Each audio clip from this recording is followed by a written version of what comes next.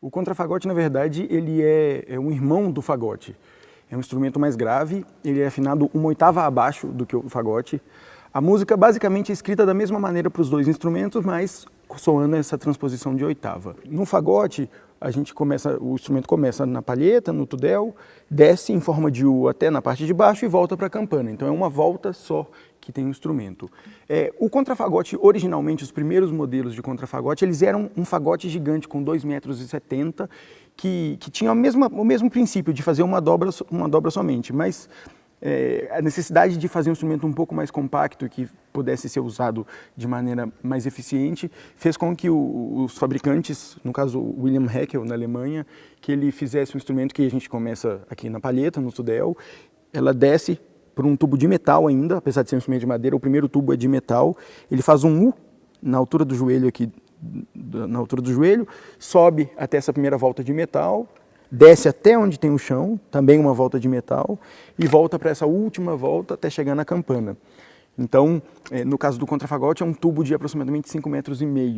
Então, essa diferença é muito grande. E é curioso também mostrar que quanto maior o instrumento, maiores as proporções que ele adquire. Então, se a gente imagina que esse último semitom aqui que a gente fecha num fagote, que é essa distância, no contrafagote é essa distância. Então, o princípio que todo instrumento musical tem é que quanto mais grave, ele precisa de mais... Ele precisa ter um tamanho maior para poder comportar essa vibração, essa frequência mais lenta.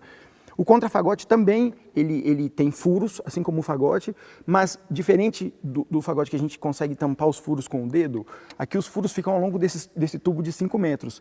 Então acaba que a gente não tem nenhum furo, igual a gente faria como se fosse numa flauta doce. Todos os furos são acionados por chaves, que a gente aperta a chave e ela fura em algum lugar, provavelmente, normalmente, bem longe da onde o dedo está. Porque a gente tem que ter um controle sobre furos nesses 5,5 metros. Então, essa é a principal diferença entre os dois instrumentos. Na maneira de tocar, é bem parecido. O instrumento ele tem uma palheta de tamanho diferente.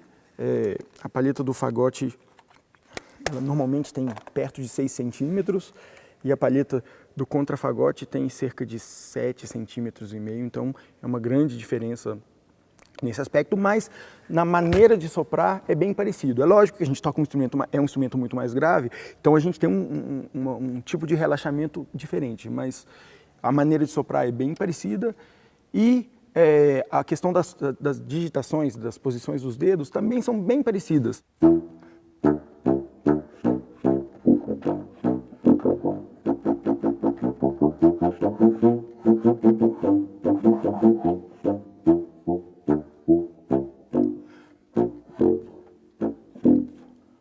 O contrafagote, na verdade, ele não foi inventado. Assim como a grande maioria dos instrumentos de sopro, eles vieram de antecessores e foram se desenvolvendo, nem falo evoluindo, porque foi mudando a concepção e as exigências que a música e que os maestros e que as orquestras tinham. Tem registros de 1535, que foi quando surgiu os primeiros pommers, que eram instrumentos bem rudimentares e que já eram feitos em famílias. Então tinha os instrumentos menores e os instrumentos maiores. Então, dessa época tem os registros dos primeiros instrumentos que foram a origem do que é o fagote e o contrafagote. Então esse termo contrafagote, ele surgiu a primeira vez em 1714, que é o primeiro instrumento que temos registro de ser o contrafagote, que ainda era igual um fagote gigante, que é do Eichentopf, que é um construtor alemão. Então esse instrumento está até preservado em Leipzig. Então foi o primeiro registro que se tem de um instrumento contrafagote. Dentro da orquestra ele aparece com Handel. O Handel, inclusive, encomendou um instrumento para um luthier famoso na época na Inglaterra, porque ele queria ter o instrumento para usar. Então é até engraçado como que essa relação entre os compositores e a história dos instrumentos, ela anda muito junta. O Handel encomendou, então é um dos primeiros registros para música de orquestra, que são as músicas que nós fazemos, porque antes disso tem muita música renascentista que não é comum e não é visto como um grupo sinfônico, talvez como uma orquestra, ainda eram grupos menores. Tem registro também de músicas do Mozart. O Mozart compôs uma música para o funeral maçônico, que a gente até tocou, acredito que algumas temporadas para trás, que usou um gran fagotto. Então é um fagote maior, que é bem provável que seja esse instrumento. Mas o desenvolvimento maior do instrumento ele veio com os compositores já do século XIX e XX, que são os que mais escreveram e que mais exploraram o instrumento foram Gustav Mahler, Richard Strauss, Maurice Ravel, Shostakovich, entre outros. O contrafagote na orquestra sinfônica moderna, eu classifico ele sempre como 3 usos principais.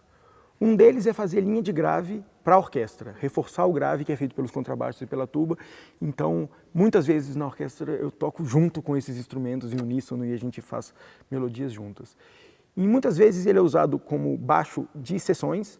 Então, como ele é grave, ele é o instrumento mais grave da orquestra, muitas vezes eu toco junto com as madeiras e muitas vezes eu toco só o contrafagote com os metais, reforçando a linha de baixo dos metais.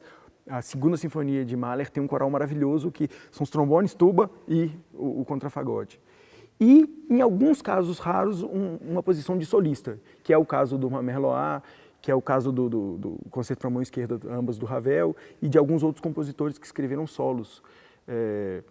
Aqui no Brasil tem alguns casos, o Villa ele explorou de maneira bem curiosa o instrumento, e ele escreveu em algumas peças para grande orquestra, alguns solos para contrafagote, então é um compositor que conseguiu, talvez, explorar mais o que o instrumento tem a oferecer.